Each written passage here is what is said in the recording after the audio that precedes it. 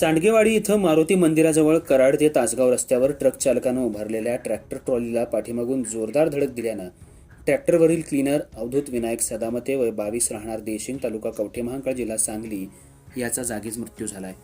हा अपघात रविवारी पहाटे 5:30 वाजता घडला। या घटनेची नोंद पोलीस ठाण्यात झाली आहे। सांडगेवाडी इथं मारुती मंदिराजवळ कराड ते तासगाव रस्त्यावर ट्रॅक्टर क्रमांक MH10DG 1478 पंक्चर झाल्यानं रस्त्यालगत उभा होता। या ट्रॅक्टरमध्ये मयत अवधूत सदामते झोपला होता।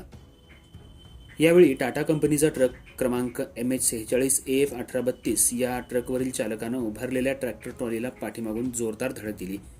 अपघात इतका गंभीर होता की ट्रकनं जोरदार धडक मारल्यानं ट्रॅक्टर रस्त्यावरून बाजूच्या शेतामध्ये जाऊन पडला।